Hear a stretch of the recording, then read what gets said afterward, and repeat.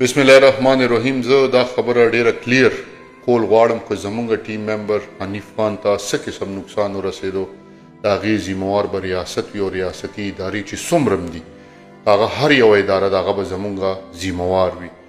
په یو ریاست کې چې مونږ د کور نه بهر وځو مونږ ته دا پته نشته چې مونږ به واپس جمدي کور ته لاړ به شو که لاړ به نه شو. یو عجیبه نظام روان دی. تاسو لږ شانتې دا وایس لږ وورئ دا کم کالز چې را روان دي.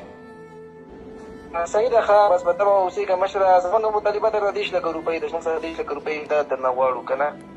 نو په دې خبره سر خلاص کړه، خلاص پې ساته زما خبره لږه واوره.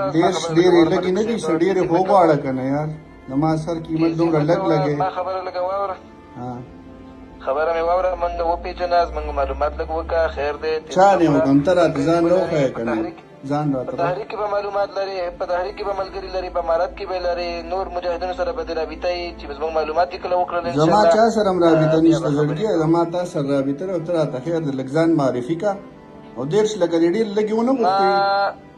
درته چې کومه خبره وه ته د اول سر نه خبرې دي ګاډې وړې دي، پوهېږم چې د غلطه عقیده او غلطه نظریه جوړه کړې ده د مجاهدینو په خلاف. ته لږ زما باره کې لږ معلومات وکړه. عقیده ستا ګډه وډه ده زړګیه، عقیدې تاسو خپلې ټیک کې د الله او د الله په رسول باندې چې چا عقیدې هغه د خلکو نه پیسې نه غواړي.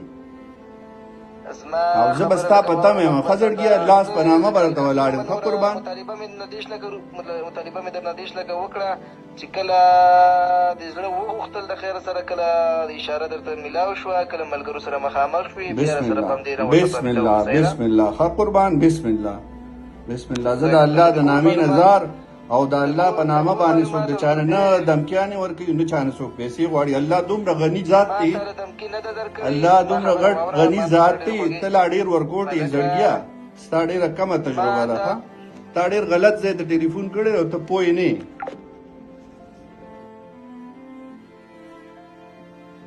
تاسو دا وایس واورېدو. خو کلم کله د پیسو ډیمانډونه کېږي او بیا ورته دا ویلې کېږي که پیسې دې را نه کړې نو د هغې نه پس به بیا ستا د ژوند اخیری ورځې وي. زه په دې باندې نه پوهېږم چې دا خلک ډېر زیات زورور دي یا زموږ ریاست ډېر زیات کمزورې شوی. مونږ خو همیشه د امن خبره کړې ده، د مینې خبره هم کړې ده، د ریاست د خپل د ادارو د تحفظ خبره هم کړې ده، د خلکو د تحفظ خبره هم کړې ده او همیشه هم دا ویلي دي چې په دې ملک یو عزت او یو ښکلی باوقار پاکستاني خپل ژوند تېر.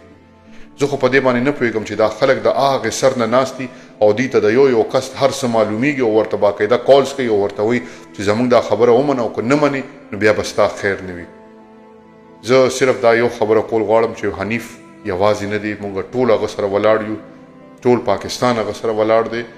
دا په دې خبره باندې موږ کمپرومایز نشو کولی چې نن په سوات کې یو کس هغه سره د زوی سره د رواره وژلې کېږي او بیا 35 کسان راځي د هغه کور باندې ډزې کوي او بیا غیبیږي.